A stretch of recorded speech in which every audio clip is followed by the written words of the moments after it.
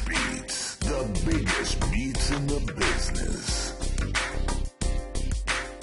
HugeBeats.com.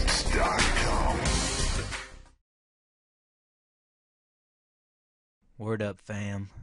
Welcome to another installment where I teach you how to make monies off yo silly beats. Okay, so today we're going to talk about sound-alikes. I got a call from a production company a few weeks ago, and they needed a sound-alike for a Lifetime movie called The Jodi Arias Story, which I'll put a clip of it in the video. Now, what is a sound-alike? Sound-alike is an imitation of a track that copies the same style, emulates the sound, the same feel. As a matter of fact, a lot of people in the industry like to call them feel-alikes because of all the legal issues with sound-alikes. You can get sued if you get too close, etc. So they called me because they either could not afford this licensing from the artist, or in this case, I think the artist just said, look, I don't want my stuff in your movie no matter how much money you offer me. And you'll see probably why when I play this track. So this is the temp track they gave me. This is what they used when they were editing the movie, and once they couldn't get permission to do it, they need a track to use it. They need a track that sounds like it, which I made for them. So this is the track, the original track.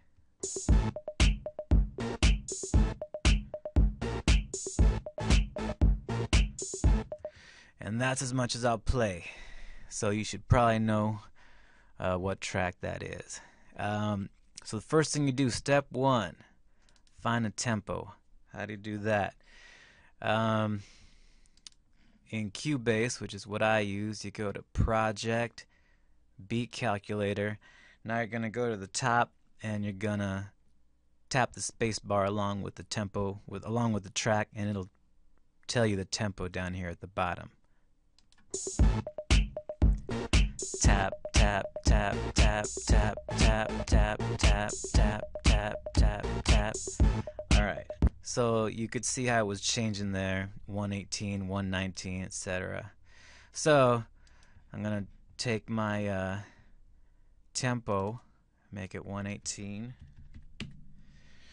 Next thing I'm going to do, go to my wave file here and move the snap point to the beginning. So this is the beginning of the track, but it's not really anything. The downbeat's right here, and you would think the downbeat starts right here, but in actuality I found it works best like a little after, like one wave interval after.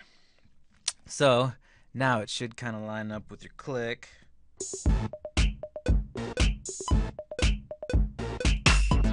More or less. I think it was a 120. I used 118 because I had loops that I wanted to use that were originally at 118. Alright, next thing you find is the key that the song's in.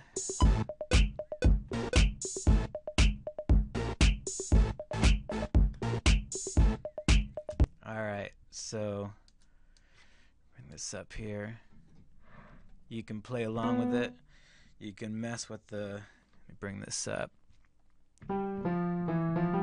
So you try to find the home note, the note that the track starts on or ends on. Let's see, so we'll play it. I'll just hit piano notes.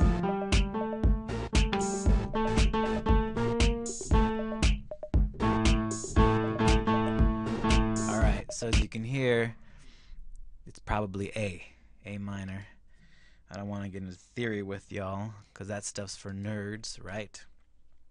Alright, once you have that done, you can start imitating the instruments and vocals. And I'll just show you all the tracks I have here. So individually I have perks, snare and hats, bass,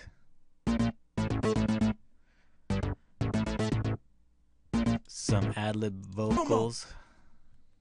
Oh! Come on! My verse. No, I can't resist when you hold me. chorus vocal hook. Kiss close, can you keep me kiss close? And a synth loop.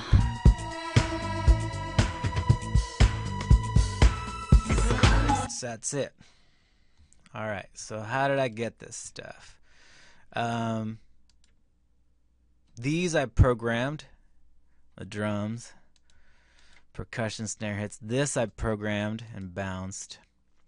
I think it was like an arpeggiated bass sound, and I just bounced it down because I didn't want to have the instrument open. These ad libs. Come on. Oh. And this hook. Close, can you keep me kiss close? Were actually in the synth loop. Were from an old project. Now this is pretty important. When I recorded those things, I paid those vocalists. So I suggest you, anytime you pay anyone to do anything for you, get them to sign a contract. And in that contract, it'll state that you keep all the rights for the recordings. So that what that did is enable me to take this female vocal part and these ad-lib parts and use them in my own project without worrying about in a different project without worrying about having to go pay those guys royalties or anything like that. So I'll post a link down at the bottom to download that so you can use that with your artist. And you know, this is a track I'd used for a film previously. So I used bits of it to create this new track. And the last thing I did was record a vocal kind of in the style of the temp track they gave me here. 'Cause you Oh. know I can't resist when you hold me close like this. So you put it all together, sounds like this. When you hold me close to you. Hook's coming up. Kiss close, can you keep me kiss close? Kiss close, can you keep me kiss close? Kiss close, can you keep me kiss close? Kiss close, can you keep me kiss close? Alright, so you can see it's a totally different track, but it definitely has the same feel as the original track and the same tempo and the same key.